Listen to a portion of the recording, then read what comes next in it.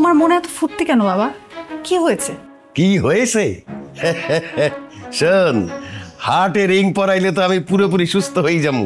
তারপরে দেশে যাইয়া তোর মার তোর ভাইরে লাইথিয়ে লাইথিয়ে ঘর থেকে বাইর করে দেবো। কালকের থেকে আমি লাথি প্র্যাকটিস শুরু করতে আসি। আচ্ছা বাবা, বাদ দাও না, তাদের সাথে এগুলো করো না। আচ্ছা আচ্ছা, শোন মা, এই জামাইরে একটু বলবি নাকি আমারে কিছু টাকা দিতে? গরিব মানুষের দান করতে ইচ্ছা করতে আছে, নিজের কাছে তো টাকা নাই, সেই জন্য দান করতে মজা পাবো না, তাই জামাইয়ের কাছ থেকে টাকা নিয়ে দান করবো, মজা লাগবে। আনে দিস কাল। আরে জামাই বাবাজি, তোমার নাম না নিতে নিতেই আইসে পারছো, অনেক হায়াত আছে।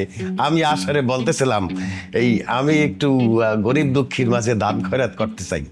খুব বেশি টাকা লাগবে না, 1000-20 টাকা হইলেই হবে। দিতে পারবা না? এখানে 20,000-এর বেশি আছে। আপনি এখন যান, এখন গিয়ে যারে মন চায় তারে আপনি দান খরচ করে দিয়ে চলে আসেন। এত তাড়াতাড়ি মোর মনের আশা পূর্ণ হয়ে যাইবে আমি তো কখনো কল্পনাই করি নাই। এক্ষুনি যাইতেছি, রাস্তায় দাঁড়াই দাঁড়াই যাকে পাবো তাকেই আমি দান খয়রাত করতে থাকবো, আর কেউ না পাইলে আমি নিজেই তো আছি। এই আর কি করলাম, কিছু মনে করছো না বাবা। এই দান খয়রাত করাটা আমার একটা আশা, এইটাই তো চাওয়া, এইটাই তো পাওয়া। আমি এখন যাইতেছি, এই 20,000 টাকা খরচ হইতে বেশি সময় লাগবে না, যাইতে আসি। তুমি বাবাকে এক কথায় 20,000 টাকা দিয়ে দিলে? হ্যাঁ দিলাম। শোনো, এই শহরে টাকা ওড়ে না, টাকা রাস্তায় বিছানো থাকে, যে চিনতে পারে সে শুধু ধরতে পারে। বুঝতে পারলা কিছু? বুঝলাম যে তোমার এক সময় মাসে 10-20,000 টাকা ইনকাম করতে খুব কষ্ট হতো, আর সেখানে তুমি আজ এক কথায় 20,000 টাকা দিয়ে দিলে। শোনো, আমরা এই বাসাটায় আর বেশি দিন নেই, আমরা বাসা চেঞ্জ করব, নতুন বাসায় যাব, নতুন সব ফার্নিচার, নতুন সব কিছু আমাদের নতুন থাকবে। আমরা নতুন করে জীবন শুরু করব। ওকে, দরজাটা লাগিয়ে দাও।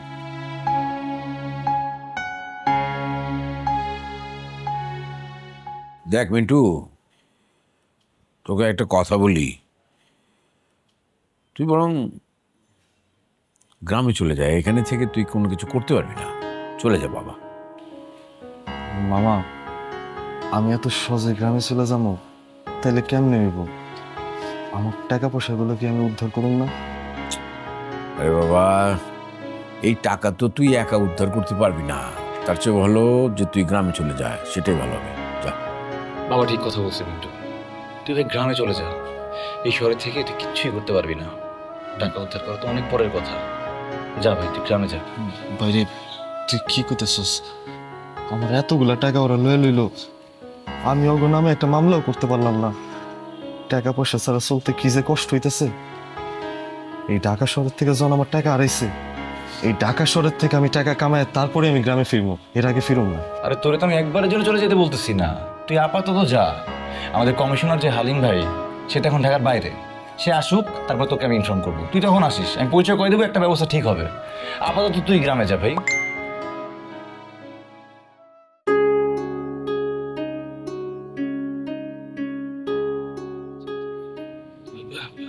হালিম ভাই তো গুলিবিদ্ধ। হ্যাঁ, কি করে? হ্যাঁ, এই যে নিউজ। আরে এই কাজটা কে করলো? হ্যাঁ, দেখছেন মামা, কপালটা দেখছেন আমার? আমি বুঝতে পারছি, আমার নিজের কাজ আমার নিজেরই করতে হইব। যিনি আমার টাকাটা উদ্ধার করে দিত সেই গুলিবিদ্ধ হয়ে গেছে, তার জানলেই তখন টানাটানি মামা।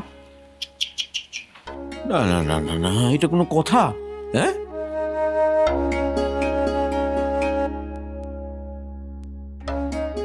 তুই কি করে এখানে থাকবি? আচ্ছা ঠিক আছে।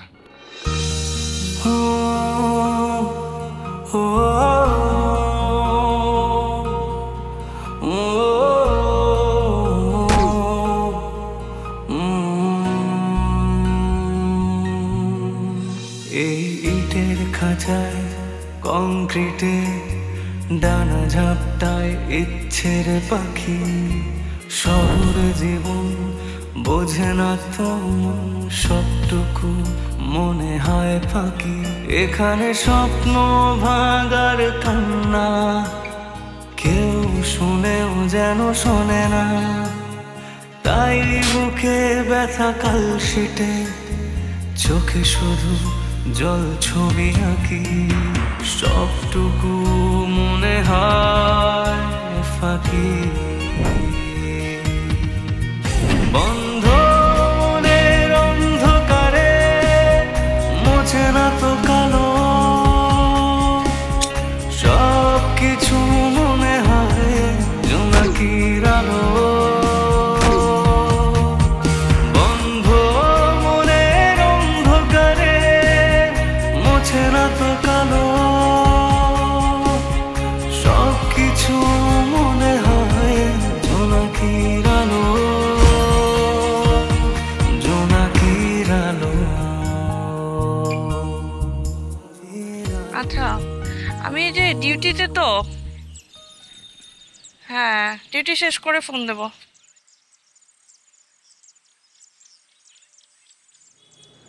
এই মেয়ে, সত্যি করে একটা কথা বলো তো, তুমি কি চাও এখানে? কি চাও বলো তো? মানে আঙ্কেল আপনি এখানে কি করেন? আপনার তো এখানে আসার কথা না। আমি কোথায় আসবো না আসবো সেটাকে তোমার অনুমতি নিয়ে আসতে হবে? তো মহা বেয়াদম মেয়ে দেখছি। তোমার এত বড় সাহস কি হলো যে মুগ্ধর সাথে আমাদের একটা দেয়াল বানিয়ে ফেলেছো তুমি? আচ্ছা আমি আবার কিসের দেয়াল বানালাম আমি তো বুঝতে পারছি না। আমি তো শুধু আমার জবটা করছি, তাই না আঙ্কেল? জব? What job? কি জব করছো তুমি? একটা বাচ্চা ছেলেকে দিনের পর দিন টর্চার করছো, আর তার সবচেয়ে আপনজনের কাছ থেকে দূরে রাখছো, তার সাথে শুতে দিচ্ছ না, খেতে দিচ্ছ না, কথা বলতে দিচ্ছ না, কিচ্ছু করতে দিচ্ছ না। দেখেন আঙ্কেল, আমার বস জুলি ম্যাডাম, উনি আমাকে যা শিখিয়ে দিয়েছেন আমি তাই করছি। আমাকে ভুল বুঝে তো কোনো লাভ নাই। দেখো, ভুল বুঝে লাভ ক্ষতির হিসাব আমি করতে আসিনি। তুমি মুগ্ধর ব্যাপারে নাক গলাবে না। তুমি এই চাকরি ছেড়ে দিয়ে চলে যাও, বাস। আর আমার পরিবারকে কে দেখবে তখন? অন্য জব করবে, অন্য জব করে পরিবার দেখা যায়। না আচ্ছা আচ্ছা, আমি জব ছেড়ে দেব। আমাকে এখানে নিয়োগ করেছে জুলি ম্যাডাম। উনি যখন বলবেন, যেই মুহূর্তে বলবেন, আমি এই জব ছেড়ে চলে যাব, ইস্তফা দিয়ে দিব। কিন্তু তার আগে 1 সেকেন্ড আগেও আমি কারো কোনো কথা শুনবো না। দেখো মা, আমি তোমার বাবার বয়সী একজন বৃদ্ধ মানুষ। আমি তোমাকে বলছি, তুমি মুগ্ধর ব্যাপার থেকে হাত উঠিয়ে নাও। আমরা শেষ বয়সে মুগ্ধকে নিয়ে বাঁচতে চাই। তুমি কি আমাদের বাঁচতে দেবে না? আঙ্কেল দেখেন, আপনি আমার বাবার বয়সী বলেই আমি আপনাকে এই কথাগুলো বলছি। ধরেন আমি আজকে চাকরিটা ছেড়ে চলে গেলাম, তারপরে কালকে কি আমার জায়গায় আর কেউ আসবে না? সে যদি আমার চেয়েতেও অমানবিক হয় তো? আজকে আপনি মুগ্ধকে দেখতে পাচ্ছেন, আমি দেখতে দিচ্ছি। সে যদি সেটাও অ্যালাউ না করে তখন কি করবেন? জুলি ম্যাডামের সামনে দাঁড়িয়ে এই কথাগুলো আপনি বলতে পারবেন? না, পারবো না। যেদিন বলতে পারবেন সেদিন আমি চলে যাবো এখান থেকে। বাসাতে তো সিসিটিভির ভয়ে আমার সাথে কথা বলতে পারে, তাই ছাদে কষ্ট করে চলে এসেছেন আমার সাথে কথা বলার জন্য। দেখেন আঙ্কেল, আমি যদি পারতাম আমি আজকেই জব ছেড়ে চলে যেতাম, কিন্তু বিশ্বাস করেন আমার না কোনো পথ খোলা নাই। আমাকে চাকরিটা করতে হবে। সুতরাং আমাকে ভুল বুঝে কোনো লাভ নেই। অযথা আপনি কষ্ট পাবেন, আর কিচ্ছু হবে না। আর কিছু বলবেন আঙ্কেল? না,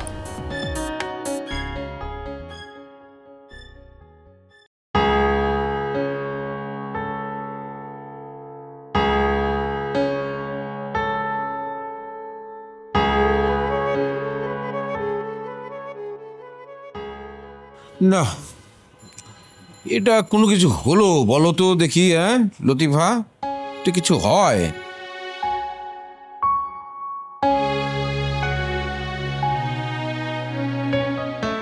কি হয়েছে? কি নিয়ে তুমি এত চিন্তা করছো? আরে আর বলো না, আমাদের কমিশনার হালিম, ও চিটাং গিয়েছিল। তো ওখানে ওকে নাকি কারা গুলি করেছে, এখন সে বাঁচবে না মরবে কে জানে। আরে কি বলো? হ্যাঁ তাই তো বলছি, মানে মানুষ একদম কোনো ভরসা নাই, কার যে কখন কিভাবে মৃত্যু হবে। কেউ মরে অসুখে, কেউ মরে অ্যাক্সিডেন্টে, কেউ মরে বার্ধক্যে, আর কারো কারো যাদের কোনো কিছুই হয় না তাদেরকে অন্য মানুষ এসে মেরে ফেলে। এটা কোনো কথা বলো?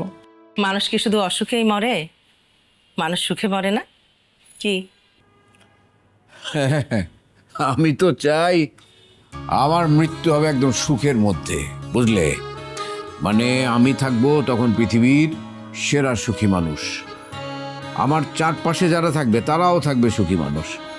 আমি যা চাইবো তাই এসে হাজির হবে। যেমন মনে করো যে আমি ইলিশ মাছ খেতে চাইলাম, দেখা যাবে যে 1 কার্টুন টাটকা ইলিশ এসে হাজির হয়েছে, ওখানে কোনো পচা মাছ টাছ আর থাকবে না, ঠিক আছে? তারপরে আমি ধরো দেশ বিদেশে ঘুরে বেড়াবো, হ্যাঁ, তারপরে একদিন হুট করে চলে যাবো। এটাই হলো আমার ইচ্ছা। রাখো তো তোমার সুখের চিন্তা, আমি যেটা বলি সেটা শোনো। জাহিদ কিন্তু যখন তখন পোস্টিং নিয়ে চলে যাবে। তুমি মিন্টুকে বলেছো যে এই বাড়িতে থাকা যাবে না? হ্যাঁ বলেছি, কিন্তু ও বোধহয় এত তাড়াতাড়ি যেতে পারবে না। আরে কি বলো, এটা বললে তো হবে না, আমাদের অসুবিধা আছে। আমাদের বাড়িতে বিবাহযোগ্য একটা মেয়ে আছে, আমরা চাইলেও তো ওকে রাখতে পারবো না। এটা বোঝে না কেন সে? না সেটা বুঝবে না কেন, কিন্তু মুশকিল হচ্ছে কি, মানে মানুষের প্রয়োজন এবং অসহায়ত্ব মানুষের বোঝার ক্ষমতাটাকে একদম নিশ্চিহ্ন করে দেয়। সে তখন অনেক কিছু চাইলেও করতে পারে না। দেখো আমি এত কিছু শুনতে চাই না। জাহিদ যাবার আগে ওকে এই বাড়ি থেকে চলে যেতে হবে, এটাই আমার শেষ কথা। আচ্ছা ঠিক আছে, আমি দেখছি কি করা যায়। তুমি রেস্ট নাও, শুয়ে থাকো, শুয়ে থাকো, শুয়ে থাকো, শুয়ে থাকো।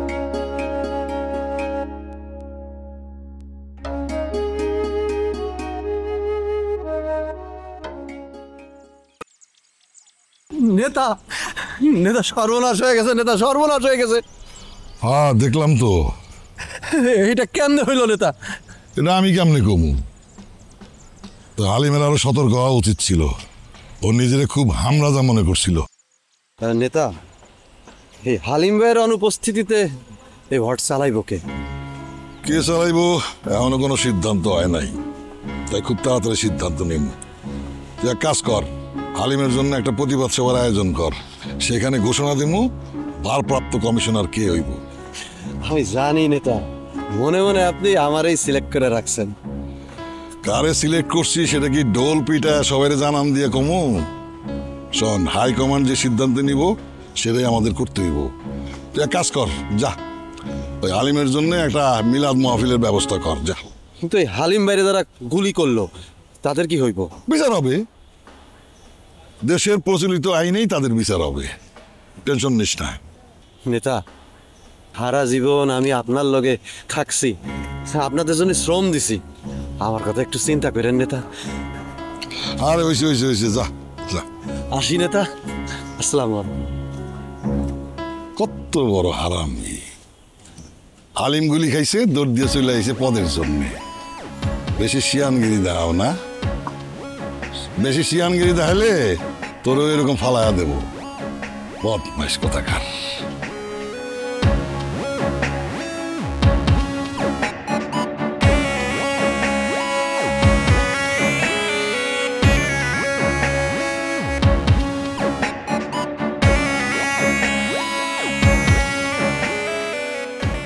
জামাই আছো নাকি? জামাই, ওই জামাই, আহো আহো। ও আজকের ওয়েদারটা যে কি ফাইন, একেবারে তোমার মতো ওয়েদারটা অনেক সুন্দর। আচ্ছা যা হোক, যে কথা কইতেছিলাম, ওই যে তোমার জামাই রে ওই নেশা বেচার কারণে পুলিশ যে খুঁজতেছে, পুলিশ যে দাওয়া দিচ্ছে, শুনছো কিছু? জি না, আমার জামাই বাদামা ডালি ফালাইছে এটা আমি জানি, তো নেশাজাতীয় জিনিস ছিল সেটা তো আমি জানি না। বাহ বাহ বাহ, কথা দিয়ে একদম মুখে রেডি থাকে, ভালো ভালো, খুব ভালো। আচ্ছা আপনার সমস্যা কি? হ্যাঁ আপনার চান কি? শুরু থেকে দেখতেছে আপনি আমার ঘরের আশেপাশে ঘুরঘুর করেন, আমার পিছে ঘুরঘুর করেন, কারণ কি? বুঝো না, কিছুই বুঝো না। একটা স্মার্ট ছেলে একটা স্মার্ট মেয়ের পিছনে কেন গুড়গুড় করে তুমি বোঝো না? দেখেন টুলু ভাই, আমি কিন্তু অনেক ডেঞ্জারাস। চুপচাপ থাকি তো, তাই ভুল বুঝেন না। আমারে খেপায়েন না, খেপলে কিন্তু সমস্যা হয়ে যাবো। আরে খেপো না, খেপো খেপো। আমি শুনছি মায়ুরাজ খেপে নাকি আর অনেক সুন্দর লাগে। আমি দেখতে চাই খেপে তোমার কত সুন্দর লাগে। খেপো খেপো।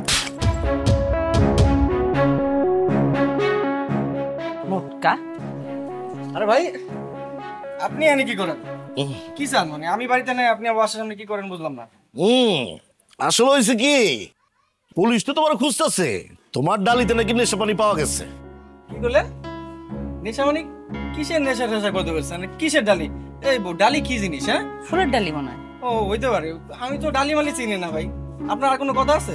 কথা অবশ্যই আছে, এই কথা কইয়া পার পাইবা না। তুমি বাদামের আড়ালে নেশা বেচো। কে নেশা বেচে এটা বস্তির সবাই জানে। বস্তির সবাই যদি আমার কয় যে আমি নেশা বেচি, তাহলে আইনত আমি অপরাধী প্রমাণিত হবো, আমার পুলিশে ধরে নিয়ে যাবো। আর বস্তির সবাই যদি কয় আপনি নেশা বেচেন, তখন কি করবেন? 2 দিনের বেদুরি তুই আমার হাইকোর্ট দাস না? আমি দেখতেছি তুই কেমনে বস্তিতে থাকস। ভাই, বস্তিতে যাতে না থাকতে পারি সেজন্য আমিও চেষ্টা করতেছি। আপনি একটু করেন, তাইলে আমার সুবিধা হয় আর কি।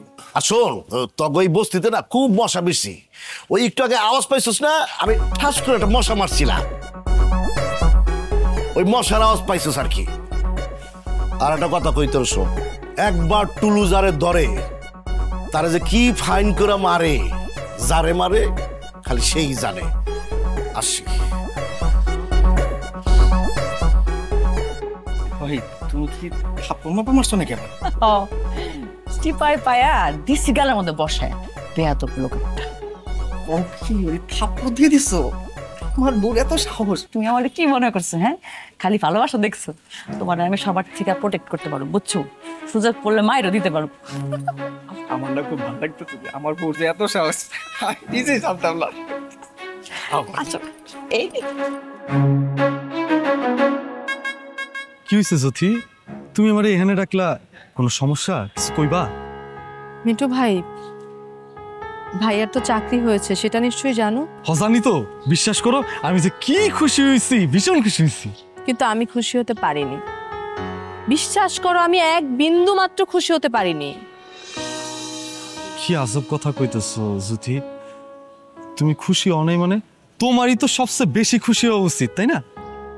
ভাইয়া চাকরিতে চলে গেলে তোমার যে আমাদের বাড়ি থেকে বের হয়ে যেতে হবে, সেটা জানো তো?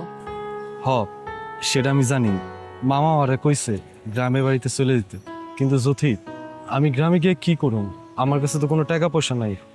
আমার মায়ের যেই 2টা দুলা ছিল, ওটা তো আমি সুজন কর্মকারের কাছে বিক্রি করে ফেলাইছি। এখন কি সুজন কর্মকার আমারে ওই দুলগুলা ফেরত দিব? হ্যাঁ, সেটাই তো। তুমি গ্রামে কেন যাবা? তুমি আমাদের বাসায় থাকবা। মিন্টু ভাই, যেভাবে হোক তুমি আমাদের বাসায় থাকবা, তুমি কোথাও যাবা না। মামা যদি না চায় তাইলে আমি কেমনে থাকুন? আর যাই হোক, মামা যদি আমার বাইর করে দেয় কোনো অসুবিধা নাই, আমি আশেপাশেই থাকুন, বুঝছো? কথা দিলাম তোমার। তুমি সত্য কথা দিয়েছো? আমি যা কইতেছি সত্যিই কইতেছি। মিথ্যা কথা কইতাম যখন যে পড়ালেখায় চুরিচামারি করতাম, তখন আমি মিথ্যা কথা কইতাম। এই কারণেই তো আমার পড়ালেখাটা হয় নাই। কিন্তু এখন আমি যা কইতেছি সেটাই ঠিক, একদম মানুষের মতো সত্যি কইতেছি। মানুষের মতো সত্য মানে? কেন, তুমি পড়ো নাই? সবার উপরে মানুষ সত্য, তার উপরে নাই, সেই মানুষের মতো সত্য। তুমি বাবাকে একটু বুঝিয়ে বললেই বাবা তোমাকে থাকতে দেবে। হ, মামারও তো বুঝামো অবশ্যই। না বুঝায় কোনো কিছু করার উপায় আছে? এই ঢাকা শহরে মাথা গুজার ঠাঁই পাওয়া বড় দায়। তবে আমার একটা সঙ্গী হইছে। কে? মানে কে তোমার সঙ্গী হয়েছে? সে কি ছেলে না মেয়ে? ওর নাম হইতেছে সুরজ, আমার ছোটবেলার বন্ধু। ওই তো একটা ঘটনা ঘটায় ফেলাইছে। একটা মাইয়ার হলে পালায় পড়ছে ঢাকায়। মাইয়াটা অনেক ভয়ঙ্কর ফ্যামিলির। হায় হায়, আমার বন্ধু সুরজ তো আমার কইতে না করছিল, কিন্তু আমি তো তোমার কয়ে ফেলাইছি। জ্যোতি, এখন কি হইব? জ্যোতি, তুমি কিন্তু এই কথা কাউরে কইবা না। কাউরে বলবো না, যদি তুমি আমাদের বাসায় থাকো। আর যদি আমাদের বাসায় না থাকো, তাহলে আমি বলবো যে তোমার বন্ধু সুরজ একটা ভয়ঙ্কর ফ্যামিলির মেয়েকে নিয়ে পালিয়ে ঢাকায় আসছে এবং বর্তমানে তারা ঢাকায় আছে। না না না না না এরকম কাজ করো না। যদি তুমি এই কথাটা কাউরে কয়ে দাও আর আমার বন্ধু যদি শুনে, আমার অবস্থা খারাপ করে ফেলে, বুঝতে পারছো? আর কইবো তোরে আমি কইছি এই কথাটা পুরো প্রকাশ করে গেল কি। গুলিস্তানের মোড়ে বইয়া বন্ধু বেচে পান, ক্যাসেট লাগাইয়া শুনে মমতাজের গান।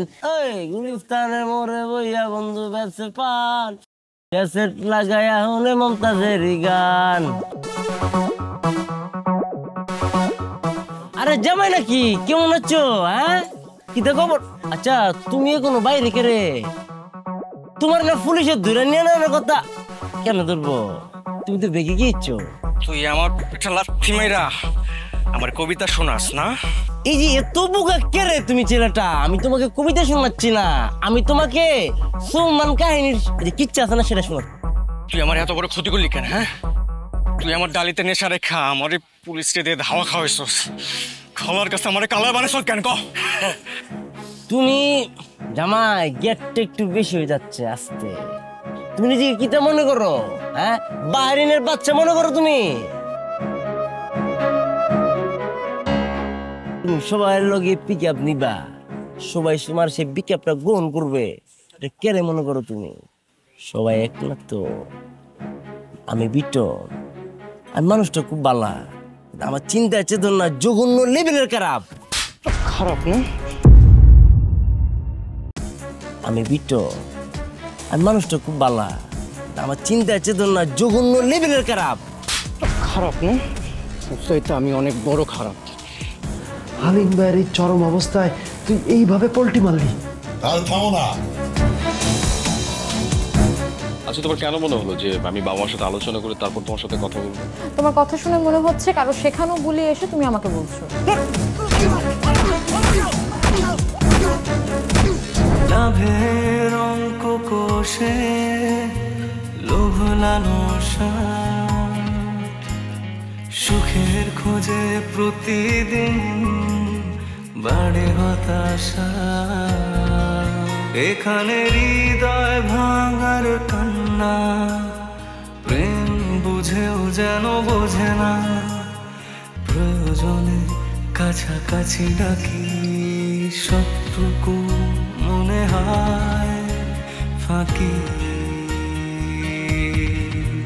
বন্ধ মনের অন্ধকারে মোছে না তো কালো, সব কিছু মনে হয় জোনাকির আলো, জোনাকির আলো, জোনাকির আলো।